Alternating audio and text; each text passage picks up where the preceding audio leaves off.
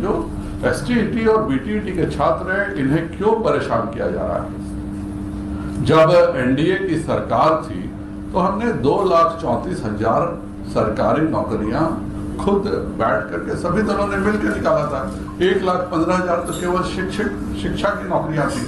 अभी तक भी माननीय नीतीश जी ने जो नौकरियों का रिन्यूअल किया है वह सब एनडीए के समय की मिली नौकरियां थी, जिनका ये हुआ था।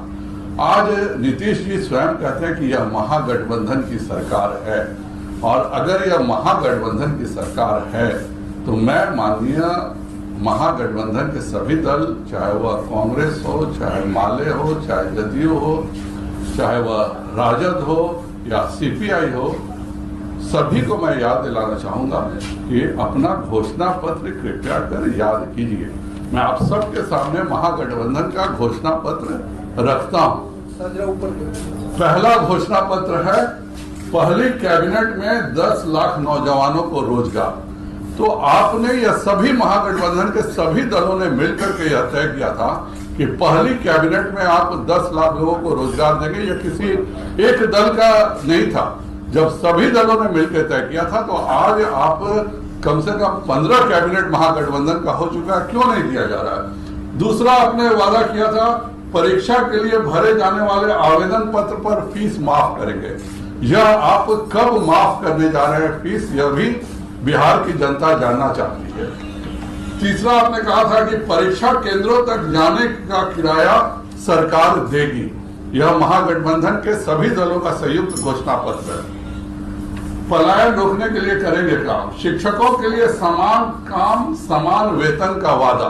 तो कब यह आप शिक्षकों के लिए समान काम समान वेतन का वादा महागठबंधन सरकार पूरा करने जा रही है, यह भी वह बताए। जीविका दीदियों का मानदेय दुगुना करने का भी वादा उन्होंने किया था। और इसके बाद कृषि संबंधी है, राजद अगर याद करे और कांग्रेस याद करे तो उन्होंने किसान के सभी कर्जों को माफ करने को कहा था। मेरा सीधा सवाल है कि यह महागठबंधन की सरकार अपने वादों को कब पूरा करने जा रही है। या महागठबंधन सरकार कह दे कि नहीं, यह महागठबंधन की सरकार नहीं है, एनडीए की ही सरकार है, हम सब एनडीए के हिस्सा हो गए, तो मैं भाजपा ने जो वादा किया था वह मैं लागू कराऊं। और नहीं तो अगर यह उनकी सरकार है तो आज क्यों बच्चे 1 महीने से सड़क पर बैठ के आंदोलन कर रहे हैं। ये कौन बच्चे हैं। आपसे हमारी बात हुई थी, आप जब एनडीए के अंग थे, नीतीश कुमार जी, हमारी आपसे बात हुई थी। 1,15,000 आपने कमिट किया था। ये जो पिछले दिनों 20,000 के करीब नौकरियां बांटे हैं, सब हमारे समय का बांटा हुआ है। तो मेरा माननीय महागठबंधन के सभी नेताओं से अनुरोध है कि कृपया कर आपने जो यह वादा किया था यह आपका है, बाकी भी सबका मैं लाया हूं। राजद का घोषणा पत्र तो और था। तो राजद के घोषणा पत्र में है कि बेरोजगार युवाओं को 1,500 रुपए का बेरोजगारी भत्ता देने का वादा है। तो ये कहा गया, ये 1,500 का जो माननीय एक युवा को तो रोजगार मिल गया, वह तो मुख्यमंत्री बन के बढ़िया से रोजगार चला रहे हैं। लेकिन यह जो आपने बेरोजगार युवाओं को 1,500 का बेरोजगारी भत्ता देने का वादा किया था, उसका क्या होगा। सबसे बढ़िया घोषणा पत्र जदयू का है। जदयू ने अपने घोषणा पत्र में भी एक भी नौकरी का वादा नहीं किया था। आज भी जितनी नौकरियां मिल रही हैं सब जो भाजपा साथ में थी उसके कारण मिल रही है। यह विशेष घोषणा पत्र है जदयू का। ये कभी नौकरी के बारे में न चर्चा किया इन्होंने अपने घोषणा पत्र में, न वादा किया। इसके बाद कांग्रेस के घोषणा पत्र का पहला वादा किसानों का कर्ज माफ। कब यह आप कर रहे हैं, कृपया कर बताएं। यह भी बेरोजगारों को 1,500 रुपए मासिक भत्ता देने की बात कर रहे थे।